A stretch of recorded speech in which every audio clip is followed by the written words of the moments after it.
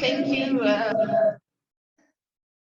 Thank you very much, Fabio, and welcome everyone to our webinar on agricultural risk management.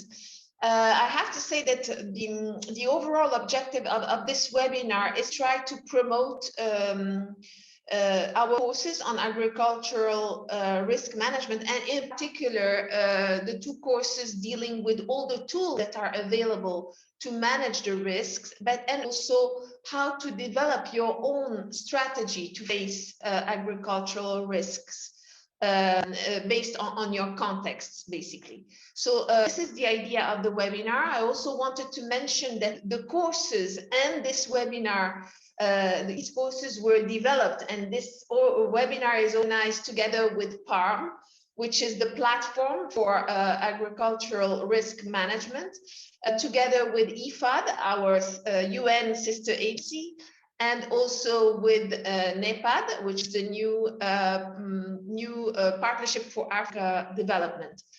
I also wanted to mention that this webinar is part of a series that the FAO e-Learning Academy offers on a regular basis, and that usually the common thread in all our webinars is always sustainability. I also wanted to mention that if you can, if it's possible, I really invite you to go and have a look at the courses that we are promoting. We will be receiving also the links at the end of the webinar.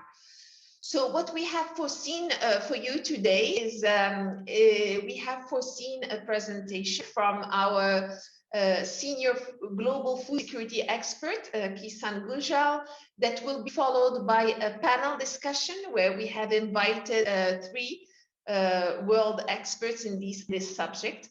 So without further ado, I'd like to give the floor to Kisan Gujal, who will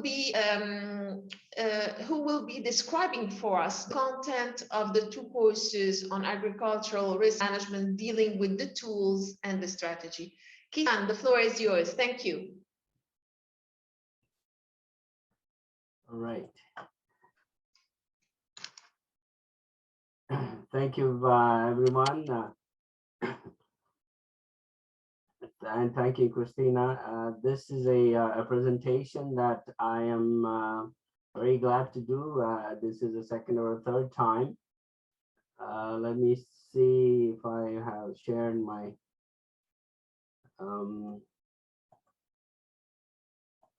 screen.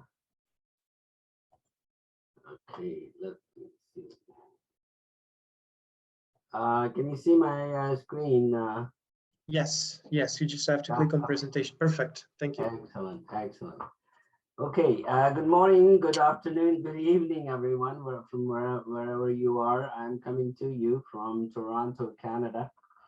And this is a great pleasure for me to participate in this webinar series. This has been a second of the webinar series. The first one was done in May.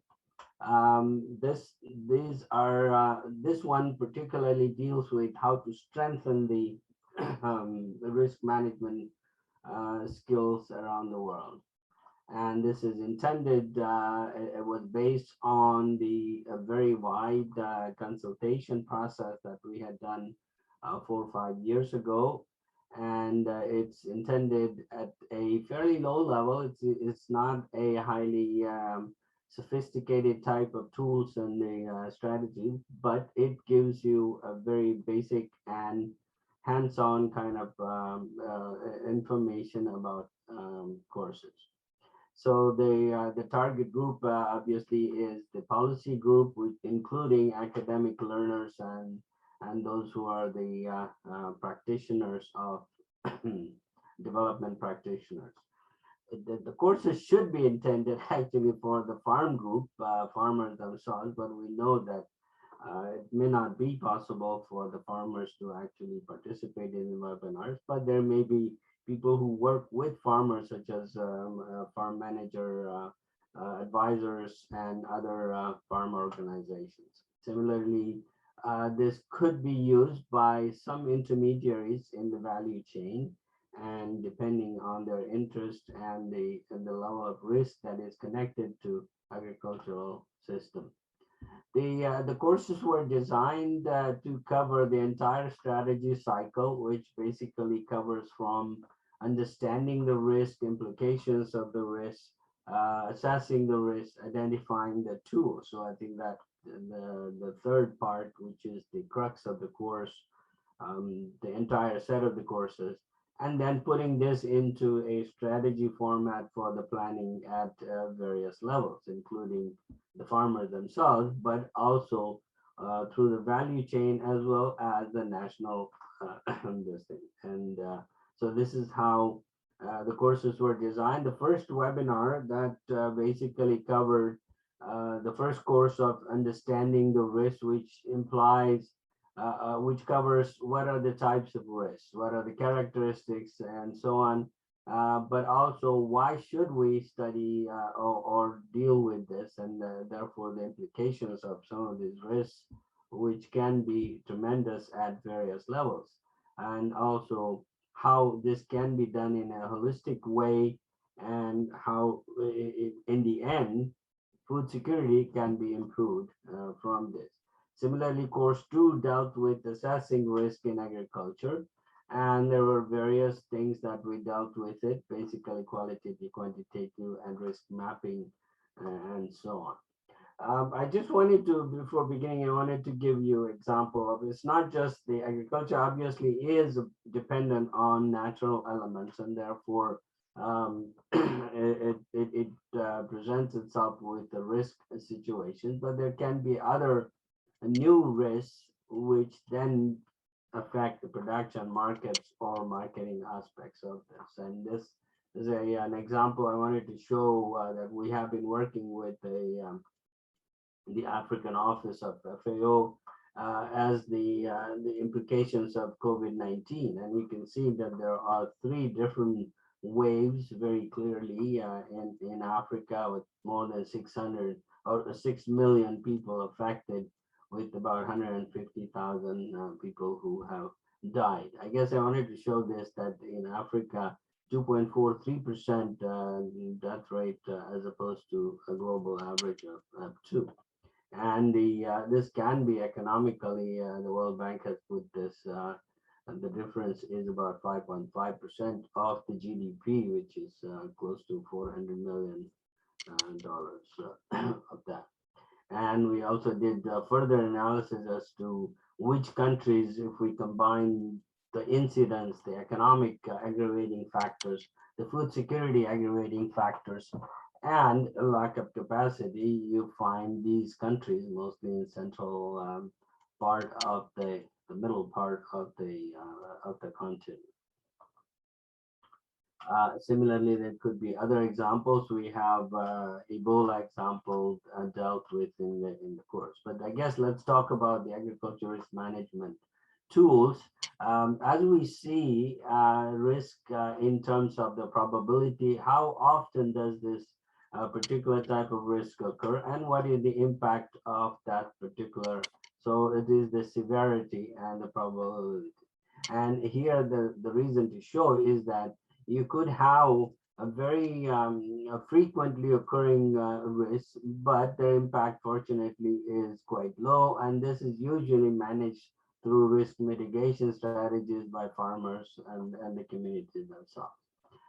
Intermediate things, fortunately, there are market solutions such as insurance and so on, and they are basically farmers or the value chain actors basically would transfer the risk to the market, such as the insurance companies and so on. But there are some severe impact kind of risk, but they fortunately have very low probability, such as this COVID and famines and so on. And they basically are a scoping where the government is involved. So in order to do the practical tools, what we did was we did a scoping of the entire literature and so on, and found out what are different types of tools. And basically, we decided rather than having these kinds of technical terms as the risk transfer and risk mitigation and so on, we would do tools that are either based on production, finance, markets, or government support. And so these are like on-farm, off-farm kind of tools, and they're what are each one is then described in terms of what are its concepts, characteristics, where is it suitable, and when it is not, with an example and a case study, and what are the advantages or disadvantages of these tools. So the first basic tools are production tools. Of course, we have selected 3 in each of these categories. So we have 12, but there actually could be a lot more. And so these may be like more or less representative kind of tools. So in production, we have climate smart agriculture. As the climate change occurs, um, by definition, anything that is more predictable, that climate change is not a risk, but within that the risks have actually increased. Something that is uncertain, we don't know what the impact would be. That is a that is a risk, and we have a whole different activities that can be considered as a climate smart agriculture. Agriculture diversification, of course, has been a traditional tool that has been used. Similarly, it could be extended to asset and income strategies. The finance type of tools are agricultural insurance, obviously, and more innovative ones are weather index insurance, which covers larger areas and with the easier adaptation of the insurance schemes. Similarly, you could have microfinance and agricultural finance. Market, there are several tools, particularly more recent ones are warehouse receipt system, which is marketing as well as finance combined one. But the contract farming is one of the one of the important tools that is available for farmers to minimize risk. And I know this is one of the most misunderstood kind of tool, although the empirical studies show that it has been in favor of or has benefited farmers in many countries. In some countries, like in India, this has been a very controversial, as it may be misconstrued as to what contract farming is all about. And in some cases, particularly in advanced countries, you have commodity exchanges and the future markets where it exists. And similarly, there are public support programs. There are risks that cannot be managed by individuals. So you have food grain reserves and for security as well as the market stability, disaster assistance programs, and social protection.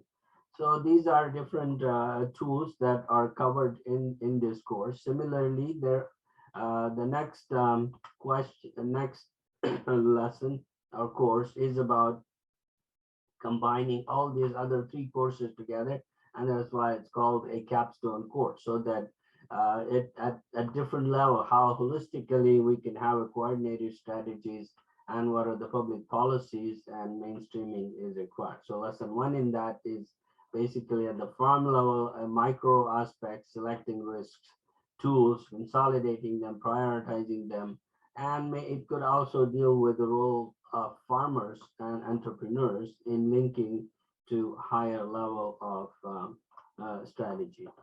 Okay, so lesson 2 is then more moving at the community level. What are the issues that the communities and the local level, more or less, I guess, a mezzo level, dealing with tailoring area-specific learning tools, holistic and the pro-poor advocacy, developing local area resources for particular this management type of things. And as you can see, that this not necessarily community doesn't necessarily, or local area doesn't necessarily mean geographic areas, political or administrative areas such as districts and so on. It could also include agroclimatic conditions and like a dry farming area or irrigated area, coastal area, and so on.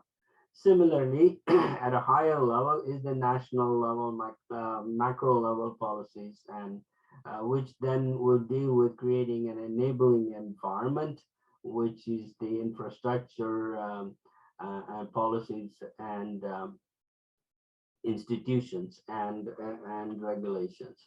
Early warning systems is part of that, and the policies. To put together, to make this sustainable, you need to have the role of the government, capacity development, and mainstreaming. So basically, these are different various topics that are covered in these courses, and what you have is then the set of these two courses, I think, are more practical in the sense of examples and so on. So I guess in terms of concluding comments, I would like to say that this is, as agriculture is dependent on natural elements, it is born obviously to risks. And as demonstrated by COVID-19 pandemic, the new risks are continuously coming. And therefore you need to see how this can actually be leading to different types of tools that you could actually apply to that. But the good news is that there are ways to manage these risks, and this is one of the objectives of these seminars and these agencies that have been working worldwide, such as pharma and FAO. And developing countries obviously lack the capacity, but there are resources that can be used to develop these capacities. So that is basically the message of this seminar, and skills can be developed and so on. Of course, we have to say that there are a lot of limitations of these courses, as well as the material presented, but there can be, with the use of practical examples, best practices, and experiences of the different practitioners, these courses or this knowledge base can be improved over time.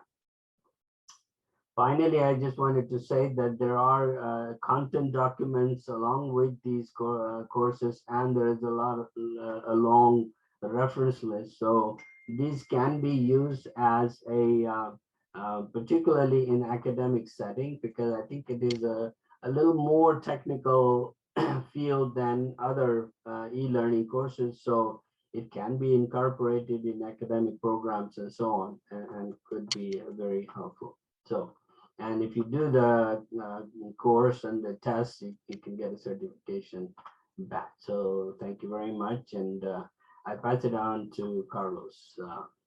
Carlos for continuation of this seminar. Thank you very much. Am I online already? Yes, you are. Okay. Well, thank you very much, Kisan, for this brief introduction to these three courses that have been put in place by PARM FAO in the e-learning academy. I would like to start by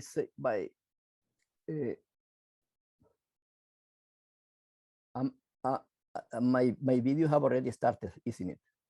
Yes, yes. Okay, sorry.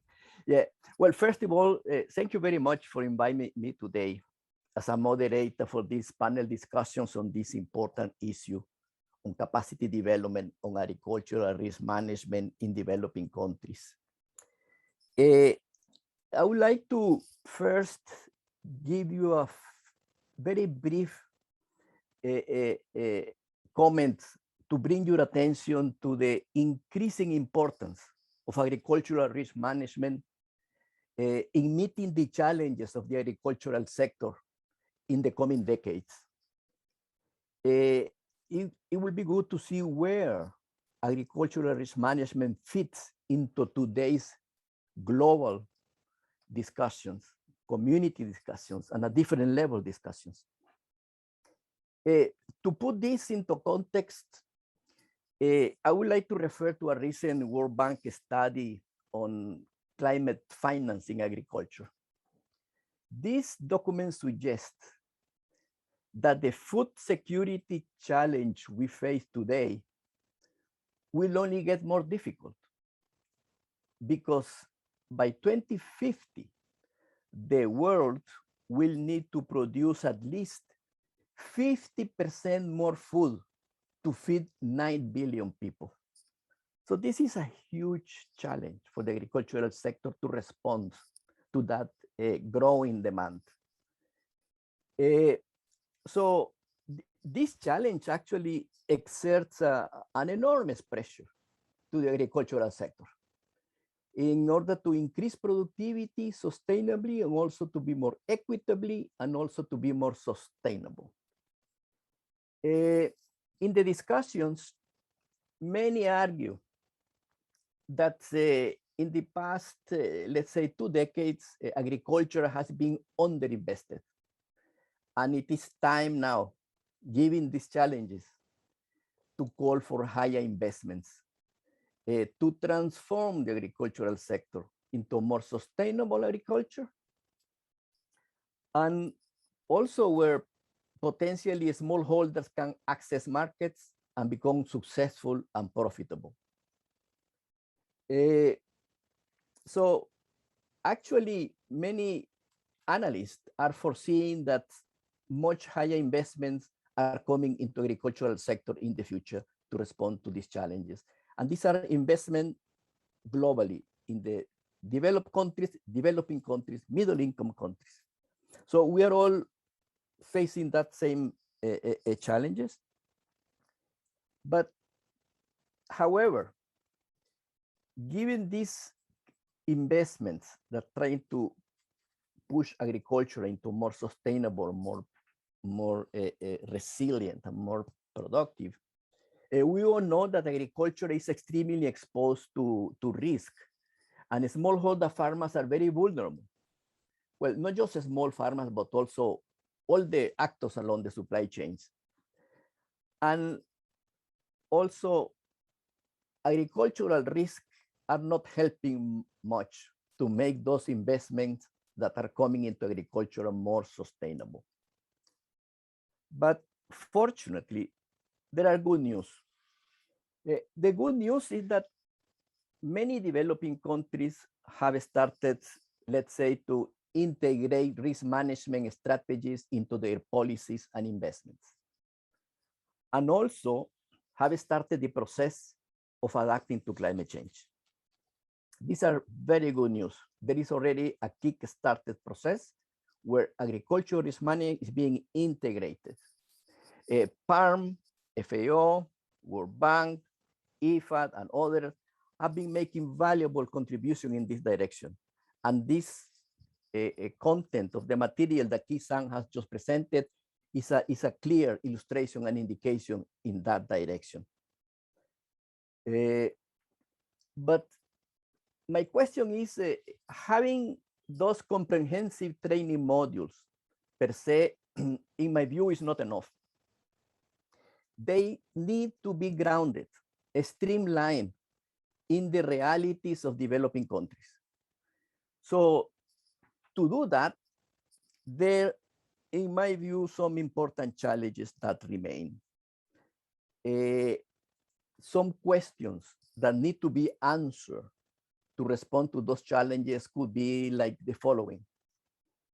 Are we using the right content and approaches to reach farmers with agricultural risk management tools?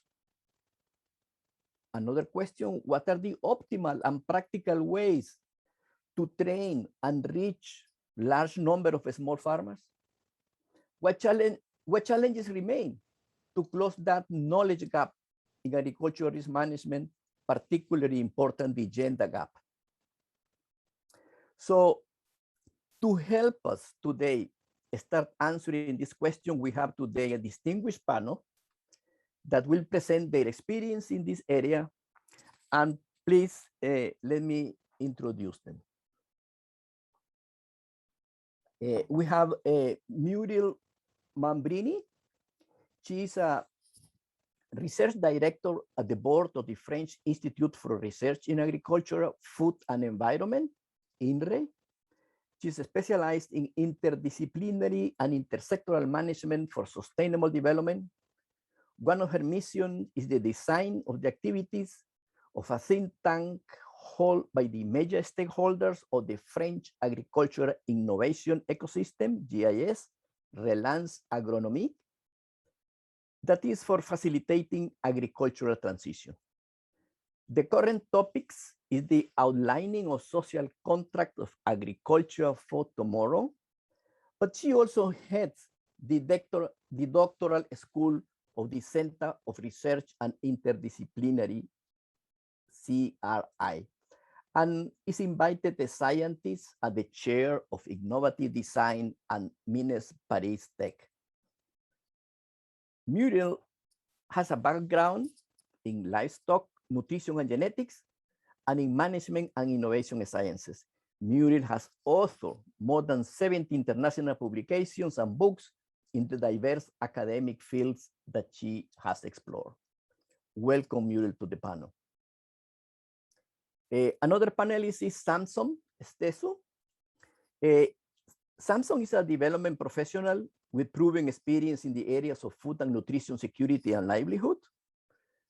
As an agricultural extensionist, he has participated numerous times in several international meetings, workshops, and conferences discussing agricultural risk management.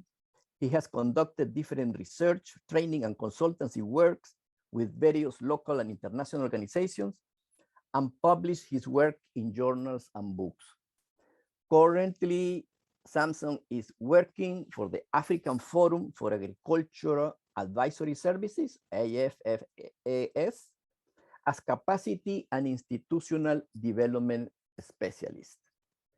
He has also been providing technical support for PARM as part of the Ethiopian team on capacity development for agricultural risk management as lead learning facilitator for the joint regional learning events organized by AFAS and PARM Ethiopia in the 3 regions of Afar, Amara, and Oromia in Ethiopia. He will be sharing his experience in this activity with you shortly. Welcome, Samson. And last but not least, we have Mosa Waongo. He's an agrometeorologist with more than 10 years of experience. He's currently a researcher and head of the agrometeorology training program at the AgriMet Regional Center. His main interests are climate prediction, climate variability, and climate change impact studies on agricultural production. Mosa has conducted studies in the West African region on the added value of seasonal climate forecasts, improved water management in agriculture, and the impact of climate change on crop yields. Very, very nice experience to share with us. Welcome, Mosa, to this panel. Okay, having introduced this panel, without further ado, let's start this discussion. I would like to ask to the panel, to each one, 2 consecutive questions. One that is related more to the experience in capacity development they would like to share with us. And a second immediate question will be, what are the challenges that they have met in meeting that experience? At the end, each panelist will have the opportunity for a second intervention to wrap up addressing on how to meet those challenges and barriers to reach smallholder farmers with capacity development activities on agricultural risk management. Having said that, let me start with you, Muriel. The think tank on agricultural transition that you are working for at the moment, they have identified that risk management at the individual and collective levels are key for sustainable agriculture. That's a big finding and important for the discussion today. And also you have recently organized a seminar where you specified that it's needed to better manage risk in the near future. So my question is, what is driving the stakeholders to such a conclusion? Could you give us one main outcome of that seminar regarding the development of pharma's capacities in risk management? To you, Muir. Thank you very much, Mr. Chairman. Thank you, Carlos, for this welcome. And I'm really glad to be here with you to share this experience that we have, because we are a very, very new think tank, which is called GIS Relance Agronomie, gathering the main stakeholders of the agricultural knowledge and innovation system in France. And they are working on to know how can we promote the transition towards a more sustainable agriculture. And at each level of our investigation, how can we promote this transition? We found the risk assessment, risk management, the lack of good training on risk, the lack to manage, to be able and to see the risk and to face the risk. So, of course, you have said this in the introduction, changing to more sustainable production, reducing the level of entrance, valorizing biological regulation and local resources, diversifying the production, means risk-taking, climate change, market change, volatility of the prices, means also that the activities of the farmers and of the other actors of the value chain are more subjected to hazards, and they experience also new risk. So their job is also changing nowadays. So without facing the risk, transition will hardly happen.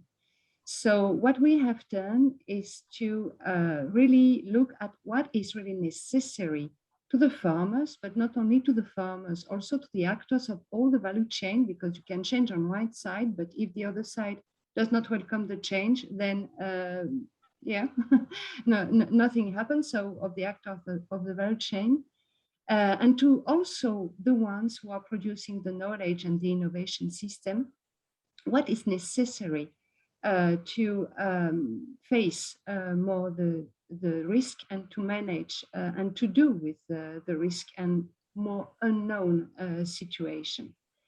And so what we have done is that we built this seminar with as many as stakeholders and actors that we could gather to really work on it. And what we have seen is that what was necessary was of 4 different dimensions. One was to really analyze what are the priorities in terms of knowledge production, taking into account the evolution of the climate, the evolution of the market, all the risks that are emerging.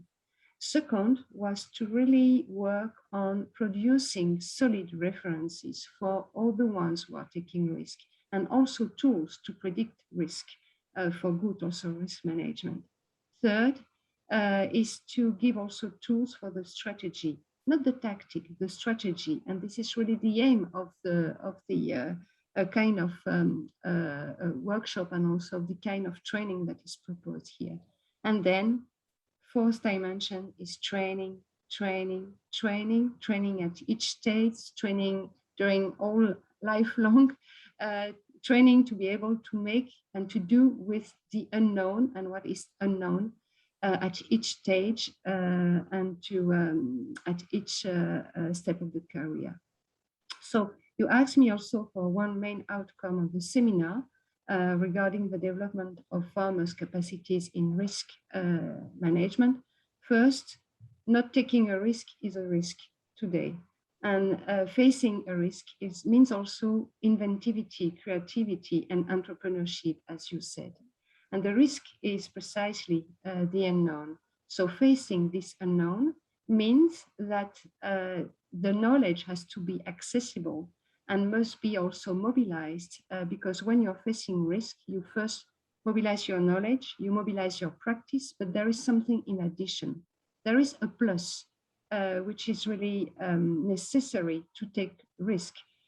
Something up from the knowledge, up from the practice, up from what you know you're able to do. It's confidence. Is to have confidence in yourself and in your surrounding. So training, exchanging practice, gaining a kind of confidence on yourself and what you have outside and your network is part of developing capacities. And we can we have been then working on how to do this afterwards. Thank you, Muriel. Very, very, very important. It is noticeable that in many fields, and also look at your experience, that agricultural risk is being identified as a priority to be addressed in order to obtain the development goals of different practitioners in the agricultural and rural sector. So it's becoming like a part of a necessary component. As you said, not looking at risk is a big risk. Not knowing your risk is the worst risk that you can have. Thank you very much for those comments. I would like to follow up with you, Muriel, if you don't mind. You already mentioned what you have been doing, the importance of agricultural risk and capacity development and training, as you said. So what in your view are the main challenges that you are foreseeing for a better risk management? Did you identify some of those to face them? Please just let us know. Yes, I maybe can gather all the work that has been done into saying that we have identified 4 main challenges. One is, and you mentioned it also in the introduction, is to develop a holistic vision of the risk. Holistic vision means to be able to combine different sources of knowledge, and the knowledge is more and more, and the knowledge that you have to combine is more and more complex, but you have also to combine the different point of views of the actors on the value chain, because the risk evaluation and the way you perceive risk is very different. And it can be also very discrepant, and you can have extreme visions that you cannot find any commonalities with. So knowing also the way the others are facing and taking the risk is important, and developing the holistic vision means also to have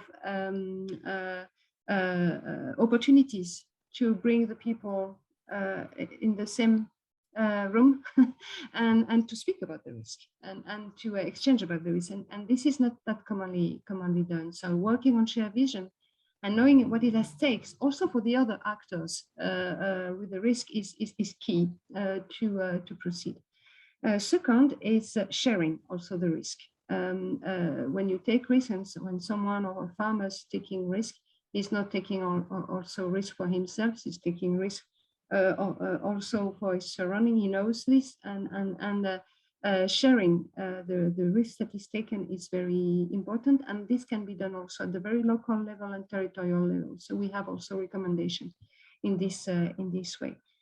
Third is supporting the farmers when they are taking risk, and this is a matter also, and a question that all the members of the knowledge and innovation system can also and has to take into account.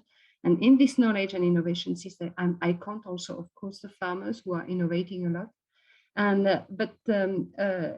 I'm looking also at the advisors, and there is very much a need. So this is what we have identified for farmers to have also, or to have maybe more strategic advices than tactical advices. And this is a fourth challenge. And the last is, again, training, but maybe training in another way, really training also in terms of sharing practices, sharing also studies, having study in common, that you point this also out, because it's very important to share the knowledge, but also the behavior and the way we think and we behave with the risk, which can be very diverse, and this has also to be taken into account. So those 4 challenges. Thank you very much, Muriel. This is I am a bit positively surprised to see that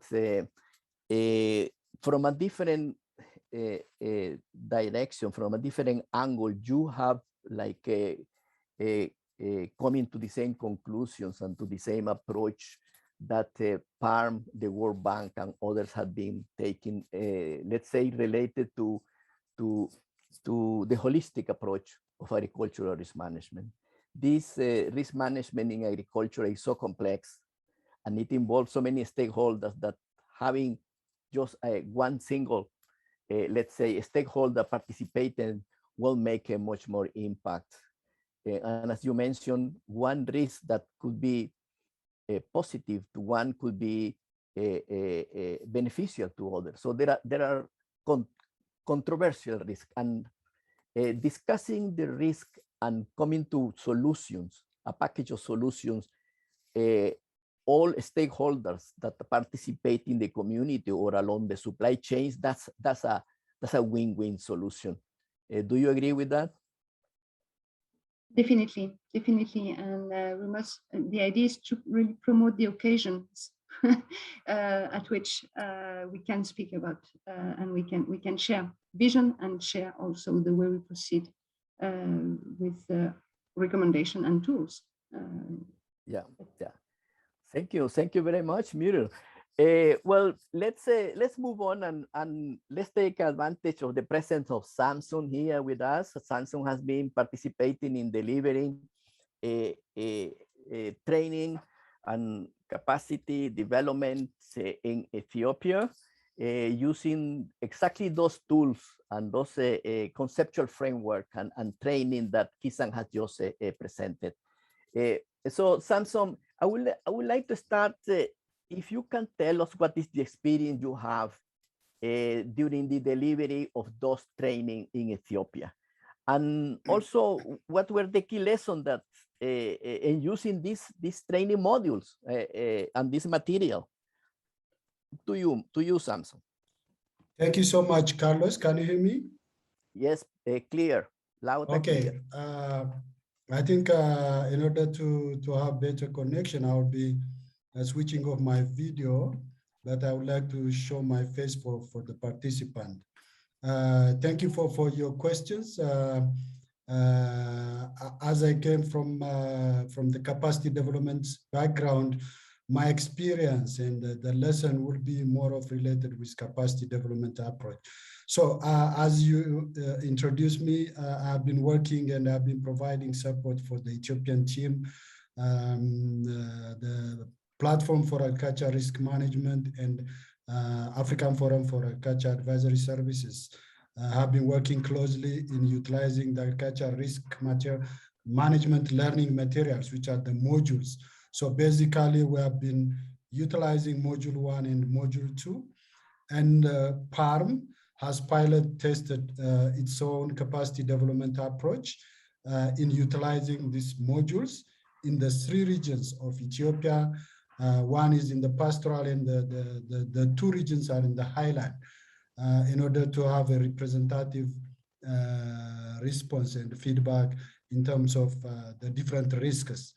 So basically, the PARM CD approach is based on the iterative and participatory approach called what we call the learning cycles, which applies mutual and experiential learning, which includes joint planning, execution, reflection, and learning. So basically, there were 3 learning cycles. So during the learning cycle 1, the focus on module 1, which is creating understanding about risk management. So in terms of the PARM CD approach, the topic that we have covered in terms of contents were what are the concepts of agriculture risks, what are constraints and trends, and also what are the different agriculture risk management strategies, and what are the data needed, especially in assessing risk. So in terms of method, what we have used is training of trainers. What we did was we selected the resource persons at the national and from the regional level, and we trained them.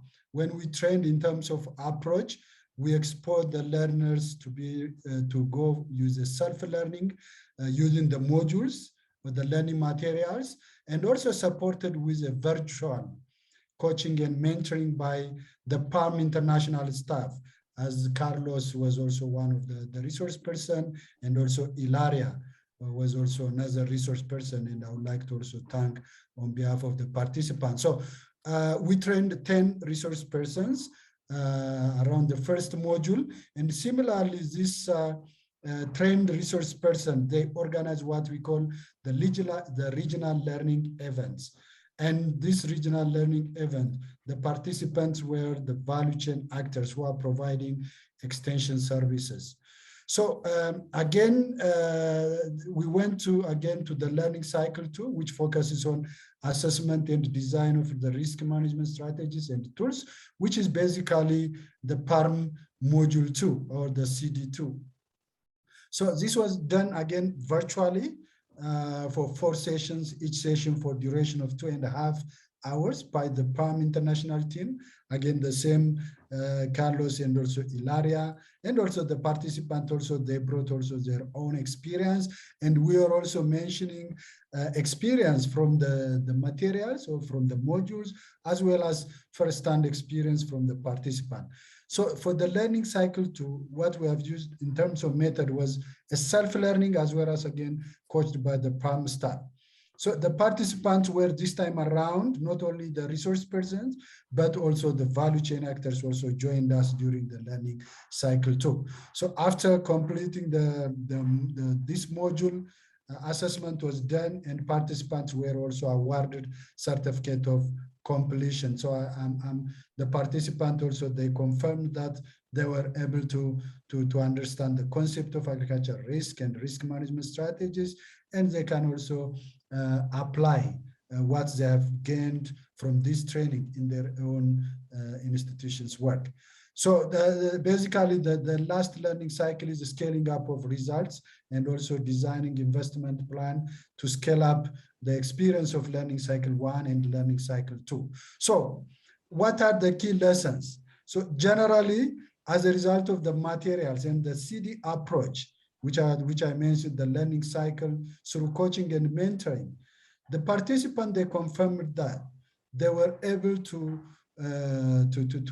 have better understanding about the concept of risk, constraint, and trend. So initially, they had mixed. They were considering constraint as a risk and also trend as a risk. But after completing the learning cycles or the modules, they were able to understand the difference between concept and risks, constraint, and trend. That's what good lesson. The second is participants also, they found the materials were very useful to create better understanding about risk, and they were able to differentiate what is risk and what is not risk. I think that was also a good success story, which I could mention. And also the other lesson is risks are very locally specific and also different from location to location. So around the pastoralist area, it is skewed towards livestock related risk, whereas in the highland, crop and also market related. That's also another lesson which we learned. And risk management strategy, the tools should be location specific. We cannot provide like a blanket recommendation in terms of risk. Rather, when we recommend risk strategies and tools, it should be location specific. I think that is what I would like to mention also. And finally, the good lesson is there are many risk management strategies being applied by the local people. So documenting and including such kind of cases, example, helping clarifying the concept of risk and risk management strategies. I think these are some of the lessons which I could share. And if there are any follow-up questions, I'm happy to clarify. Thank you. Over to you, Carlos. Thank you very much, Samson. Yes, I participated myself at times in those training sessions, and the approach that was taken is training the trainers and also using self-learning plus supported with some lecture-like or trainings on the web. But just to briefly, please just tell us what are the challenges actually that you face while you were doing this delivering these learning materials. Okay, thank you very much. So as I mentioned, most of the capacity development approach was done virtually. And as you all aware, due to COVID, they were very challenged. Most people are working from home and also working from office. So there was an internet challenge. I mean, in terms of internet connection was a big challenge, especially during the virtual coaching, as well as accessing and downloading learning materials. This was a big challenge that was mentioned by the participant. And in fact, PARM made available the hard copies of the module, and participants, they were really appreciated. I mean, those hard copies, they were able to refer in the absence of connectivity. I think that otherwise internet was one of the challenge. The other was the limited knowledge and understanding about agriculture risk management. That's also a big challenge, especially participants, they came from different backgrounds. So initially to bring, to have a kind of common understanding about the learners, there was a big difference. There was big divergence at the beginning, but later on, based on the experiential learning, there was a convergence and creating common understanding. I think otherwise, the knowledge gap was another challenge. And also, the other challenge which I would like to mention is limited example from the local cases in the module. So most of the examples were from elsewhere, and even participants that were mentioning why don't you mention some practical examples in the module? So maybe I will forward my own recommendation later. The last one is the language barrier, especially in accessing the learning materials, especially for the grassroots level value chain actors and extension service providers. You know, the working languages is different at the grassroots level, and the materials were written in English. And again, that was also another challenge. Thank you, Carlos. Over to you. Okay, thank you, Samson, for sharing those experiences with us. Regarding this experience, I have a question, but you are not going to answer it now, but they still keeping in my mind is that if you already have trained the trainers, then the big challenge that comes is how the trainers are going to, let's say, reach smallholder farmers, reach, let's say, the participants along supply chains in a big country with a very important agricultural sector like Ethiopia. But that's a challenge that we're going to in the wrap up last session. So let's think about it, and then we can also brainstorm about that. But thank you, Samson. Well, I would like now to come to Mosa. Mosa, you are working in AgriMed, and in this regional center in West Africa, what kind of product or information did you provide to farmers to cope with agricultural risk in your experience? That's an initial question that we would like to share with you. You would like to share with the audience about that experience? Please go ahead. Okay, thank you, Carlos, for the introduction. I hope you can hear me. Yes, loud and clear. Okay.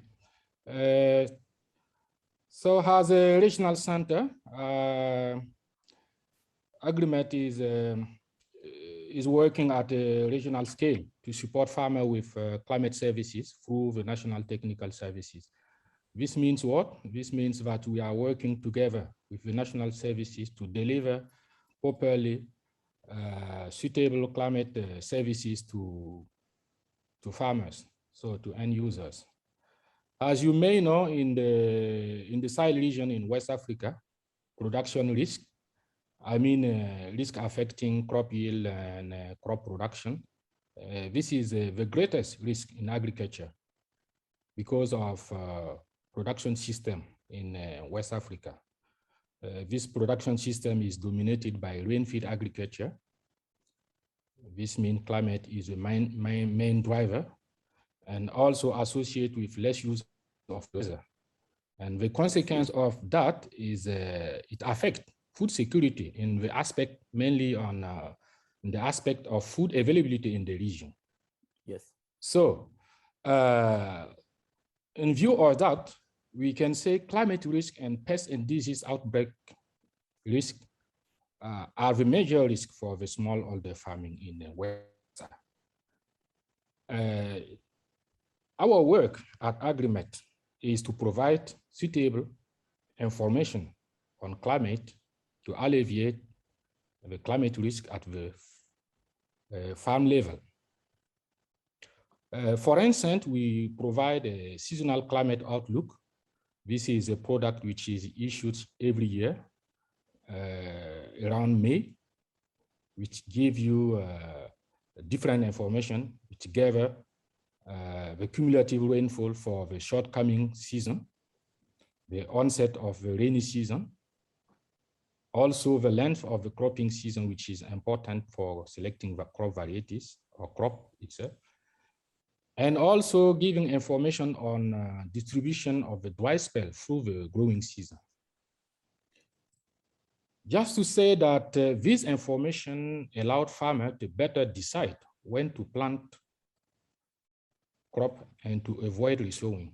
As you may know, in a water scarce region like in the Sahel, resowing is for the farmer a waste of money, a waste of time, and also a waste of manpower.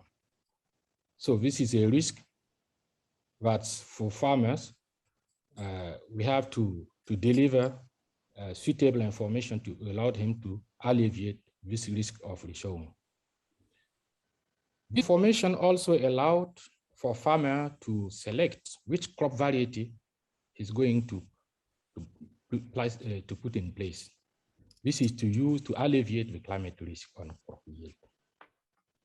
You know, when this information are given to farmers, it associates with advisory, which invite farmer to use, let's say, some short growing period crops or some long period growing crops. But this is to allow farmers to alleviate the climate risk. Also, where to plant a given crop variety or crop, and this is to efficiently use the availability of water and to reduce crop water stress in case of predicted long dry spell. We also support farmers with monthly and daily information on crop climate risk and pest and disease control, which is useful for adjusting the tactical decision of farmers. So these are, let's say, in the climate-related risk for crops, what we are providing at the AgriMet Regional Center. Yes. Okay. Thank you very much, Mosa. I think this has been a very interesting sharing of experiences. We are running a little bit of time because we have already allowed some time to actually share those experiences with the audience. I would like now to proceed in with the second and final round of interventions of the panelists, so we can allow some questions from the audience. But the final will be, if Muriel, please, can you please tell us what is the way forward? In other words, how would you promote and stimulate the will of the farmers, their advisors, and the key stakeholders to be training agricultural risk management? How do you see that? Thank you. How I see that, I think maybe there can be different levels so that the farmers will be willing to be trained in agricultural risk management, and and also to share his own experience and practice. A lot resides in the also sharing experience and practice, as we have seen. It's maybe to promote networking, different networks, and the it's very hard how to integrate the different networks and also the local, very local networks. Second is also to provide some consideration of the risk that the farmers is also taking outside. So informing also the citizens to the different risk that the farmers also are also taking is also a kind of outside push to be more willing also to invest in risk management. Of course, bringing more holistic vision. We have been speaking about it, but this means also to bring more strategy and to consider that the need for having more skills and strategic skills. And then is also to differentiate, and we have also been, this has been evoked by the second speaker also, that with the different agricultures come different risk, and agriculture is also a very diverse activity, and we have to consider this diversity in also the way we provide tools for risk management. Yes, I see this. Thank you very much, Muriel. Yes, part of the complexities of reaching different stakeholders in agriculture is that risk is context specific, and so with so much diversity of geographical locations and possibilities and outreach, that becomes a very big challenge. So to promoting networking could be a very good solution. So let's go now to Samson. Samson, given the experience you already had, what are your recommendations for a best use of agricultural risk management learning materials? Please go ahead, Samson. Thank you so much, Carlos. I would like to also reflect briefly on the question which you raised earlier. As I said, the trained resource person, which are the national, regional, and the value chain actors, they have shared the knowledge and experience they gain to the extension workers who are working very closely with the smallholder farmers. So this means the extension workers also provide the needed services on agriculture risk management to smallholder farmers. That is how they reach smallholder farmers. So in terms of the recommendation, I think I've mentioned some challenge in my previous submission. So one of my recommendations will be apply the hybrid methods. You cannot rely on totally on the virtual in order to enhance knowledge and understanding. I think it's good to organize a virtual methods, which is virtual and the physical, in utilizing the material, especially for the local level extension service provider and value chain actor. That's one. The second is, if possible and resource allows, it's good to translate the learning materials or the module in local language to increase access. That's also another recommendation. And also include local cases or examples to clarify the concept of agriculture risk management, so that the participants, they really will have better understanding about the concept of agriculture risk and the different risk management strategies.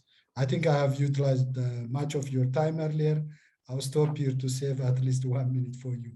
Thank you. Thank you, Samson. Yes, for the time being, I would like to encourage the audience to start placing some questions or comments on the chat. So that's because next session will be in order to address those questions by the panelists. So in the meantime, I would like to give the floor to Mosa. Mosa, wrapping up, I would like to ask you, what have been the main challenges that you have faced in order to reach smallholder farmers with the services on weather and climate variation that you are doing it, and what would be the way how to improve that? To you, Mosa. Okay, thanks, Carlos. As I mentioned before, we are working at the regional level, and as you well know, the farmers are at local level. This means we have to find a better way to provide this information to end user, which are the farmers. So for the moment, we rely on national services. Just to say that the challenges is that having the information delivered to national services, for us, it's more easier, but having this information delivered to farmers. So the channel of communication and communicating information to farmers is our main challenge. And in West Africa, some countries have, let's say, no well-structured communication channel to deliver properly climate information to farmers. And this is due to the lack of infrastructure. You know that producing climate information requires a lot of infrastructure in terms of climate product, collecting data, and the collecting data require a good network of data collection. And we also think that one of the reasons also is the need for capacity building. Most of country lack of capacity building. There is another issue, which is at local level, which is the language barrier. Most of the information in climate information is in official language, in French or in English, but not in local language. And you may know for farmers, most of the farmers don't even understand those language. They have their own language and local language, and the information have to be translated into local language in order to allow them to understand what have to be done in the field. And another issue, another reason is that the lack of communication channel at local district. In some country, you can get the information at a provincial, but in the lower scales, it's much more difficult to find some communication channel to translate or to disseminate climate information. And another challenge, which is much more scientific, is the delivery time and the spatial scale of the information. In climate change, Yes. in climate, let's say in climate science, the product of the information, the climate information, is representative for large scales for most of the time. Let's say it's a representative for a radius of 5 of 10 kilometers or more. And some products are issued on a certain time step.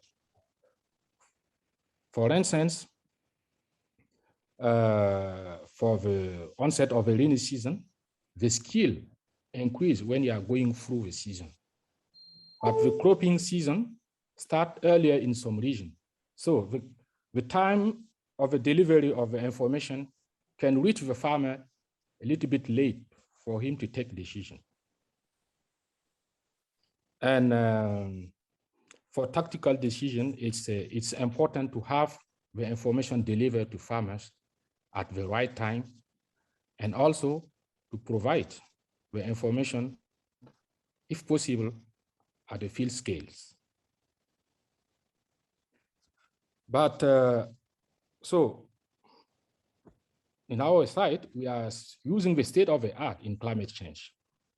This means there are some limitations, and we hope that things will be better in the near future. Now, regarding, I think you asked a question regarding what we have done in terms of capacity building, if I understand well. Am I right?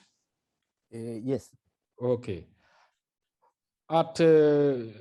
At Agreement, we have a dedicated a department which is dedicated to training in various fields, such as food security, climate change, and sustainable development and water resource management. And we work hand in hand with farm in some aspect of agricultural risk management. For instance, we offer diploma or graduate training, short-term training to students. For example, for the graduate program in agrometeorology, we have included module in agricultural risk management. This module covers crop production risk and also pest and disease control. For short-term training, we offer on-demand training to build the capacity of operational staff at the national level. For instance, the staff of National Meteorological and Hydrological Services, the staff of Agriculture Extension Service, NGOs, and so on. So these trainings aims mainly to enhance the technical capacity of agriculture stakeholders, and this in order to efficiently contribute to the management of risk in agriculture. Thanks. Thank you very much, Mosa. Fabio, I would like to see how we are doing on time and what will be the next step. If we can just jump directly to the question that the audience is being placed or placing now. Yes, Carlos, we can move on with the Q&A. I know that Ilaria has sent you a couple of questions, so you can go ahead. Yes, okay. Well, thank you very much to the panel. This has been a very interesting experience sharing. We can see that there are a lot of challenges in grounding and streamlining capacity development, training, and reaching the different stakeholders along the supply chain in agriculture. And these experiences are very valuable, and we can build upon those to see how we advance and we go ahead. We know that agriculture is complex, risk management is more complex, but that's the way it is. That is how the context of this webinar. So there is a question from Marina Drasba. She first make a statement and then she asked a couple of questions, and I will see which one of the panelists would like to take this question. She said the following: the need for an increase in agriculture can be at odds with farmers who are risk adverse when new practices come in, especially with subsistence farmers that are concerned as it directly affects them. This would mean a large push to large production farming that require a lot of investments in farming practices, capacity building, infrastructure. It says that most places doesn't have the road network to support the logistic. So the question is, how would this process look? Big farmers are not always positive in terms of sustainability and the surrounding environment as they are looking towards stockholders. How can all this be balanced? So this is just showing, asking us or telling us a question about all the complexities, no, related to agriculture. Who would like to answer, address, or just make a comment on that?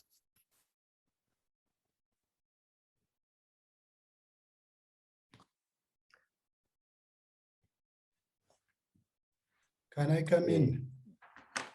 Okay, please, Samson. Okay, thank you very much. I think that the question is very important question and very relevant. You know, when you talk about capacity development, it's definitely, it's not like a one-time activity. Rather, it is a complex that needs support from different multiple actors. So in this regard, going through a participatory approach, having a common and creating common understanding about the situation where we are, and also co-visioning exercise is very important. When we are having a co-visioning exercise, so that means the different actors, those that are having different interests, definitely they will come closer and create a common agenda and common visioning so that they can contribute for the different sets of capacity development. So it's obvious large farmers, they have their own interest, the smallholder farmers also, they have their own interest. So striking the balance is always very important, and also sharing the different roles among the different actors, that really by really involving also the farmers themselves, that can ensure sustainable solution so that everybody will contribute towards a given problem. I think that is what I can say. Yeah. Yeah, thank you, Samson. Let's see what Muriel has would like to comment on that, please. Yes, I agree very much. I think it's a long-term process where you bring progressively other point of views, progressively confidence, but you can have also, or try also, if you have the occasion, to bring very different point of views in the same room and to work on what has to, can be done. Then after, I know that for farmers it's not always easy also to take time and to have this sitting down and thinking about the way to change the production, but by looking at what is also going on at the local level and the way it can be also influenced at the local level, and have also, as it was said, begin to work a little bit more on the vision, can help people to engage differently in the way they produce. But it's a long-term process, and the outside is very important. The way the people think on and the consumer and the people who are around you think on the way you produce is also can be also inducive of changing the way of producing. So, but it's a long-term process. Yes, thank you, Muriel. Yeah, this is something that is coming out of this discussion is that the potential opportunities to cause to have impact is not to try to arrive at farmers individually, but in this long process, it is very important that all the stakeholders participating along an agricultural supply chain or in a community, they all participate. This is not risk management in agriculture is not a problem for farmers. It's only, it is a risk are being faced by all the actors participating, the input suppliers, the credit or financial services providers, small farmers, large farmers, the government, the exporters, the processors. So something that has been coming out of this experience is that we need to involve them all. And Muriel, you said at the beginning that this collective approach could be the one that we can explore as a potential, let's say, takeaway of how to start reaching small farmers. If you only reach small farmers, the only influence they have is around their farm, but we would like to see higher impacts, and that higher impact can only be done if there is a collective decision to adopt a common agricultural risk management strategy for all the stakeholders. Do you agree with that? I agree very much, and the idea is also to find what kind of knowledge the all this community is needing to begin the process also. Yeah. Yeah. Okay. Hi. Well, Sorry. I fully agree with what you said before. You said about, you talk about the holistic view of agricultural risk management. I think this is really important. All the actors, all the stakeholders have to sit together, have to talk together in the chain. Because for instance, if you manage to alleviate the risk in climate, and at the end, there is a problem in the price, in the market, price volatility. This will affect the farmer and all the chain. And for that, I think it's very important to have an holistic view on those aspects, and to everyone has to play his role in order to together to really alleviate the risk in agriculture productions. Yes, thank you. Thank you, Mosa. Yes, well, I have, look, to start wrapping up, I have a question that is coming out, and is the following, and probably we can use the time for each of you to just address this issue. You know, small farmers by themselves, they will need some type of support in order to start addressing and reducing agricultural risk.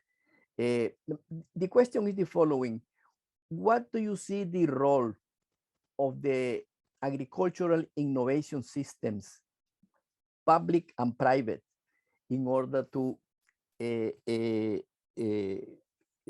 train and provide services and capacity development, let's say, appropriate to risk management to smallholder farmers? How do you see that role playing? Is it important? How can we potentially use more these innovation systems in order to arrive at more a toolkit, let's say, of risk management to farmers?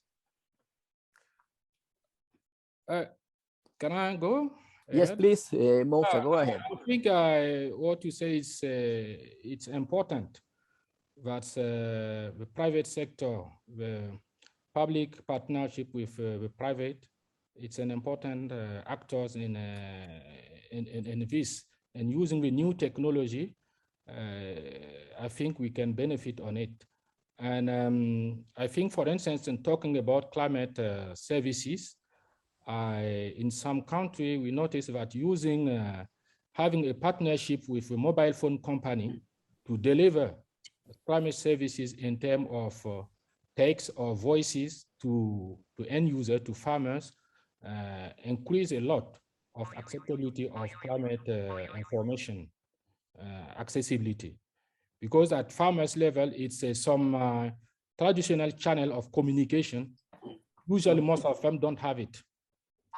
But today, with mobile phones, we can reach a large number of farmers, and this can help a lot in the dissemination of climate services. And I think using this technology, we can really reach a large number of farmers and to make sure that their needs are fulfilled. Thank you very much, Mosa. Well, given the time limitation we have now, it's always, there are more questions that we can answer, but at least in this webinar, in this discussion, I would like to thank the panelists for their time, for their input, for sharing the experience. And then we will just start going to the next part of this webinar. Fabio, what is next? So now, Cristina, the floor is yours for the closing remarks. Thank you very much, Carlos, for the moderations, and thank you, Fabio. I would like to just mention that here we have listed the FAO e-learning courses related to agricultural risk management, as mentioned by the various panelists, and also by our senior food security expert. What was mentioned often was the importance also of developing the capacities, of acquiring competences, multidisciplinary and competences that are required to better manage the risk in agriculture. So, now this is the opportunity through these courses to develop, to acquire competence. And so we are here listing the 4 courses that are available for free as a global public good for everyone. In addition, so here you have the direct links. Of course, the presentations, the recording, and also the questions that you have been asking, and all the answers will all be documented and made available, as Fabio was mentioning, on the FAO e-learning academy on the section dedicated to webinars. Then we also wanted to share with you a number of resources from PARM. So I'd like to ask, yes, so if you can just go back to the, yes, to all the different PARM modules. So the PARM initiative, as I mentioned earlier, so has developed a number of resources that are also available. And you have here on the right-hand side links to access all these different modules and publications related to agricultural risk management. So this is also these are also resources that are available for you to further deepen your knowledge, but also acquire competences in this field.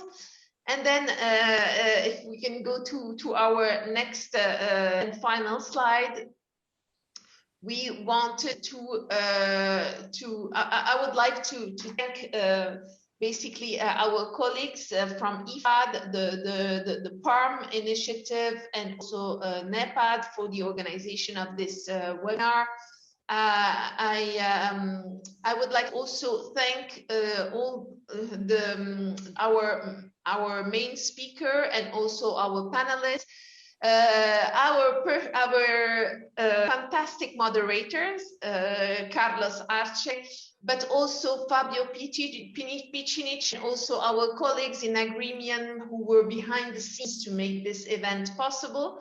And I would like to thank you all, the participants. And in conclusion, we would also like you to maybe answer to the poll that Fabio has just put on. So if you can please provide the answers to this final poll. Thank you very much for your time and your availability to follow this webinar with us. Thank you.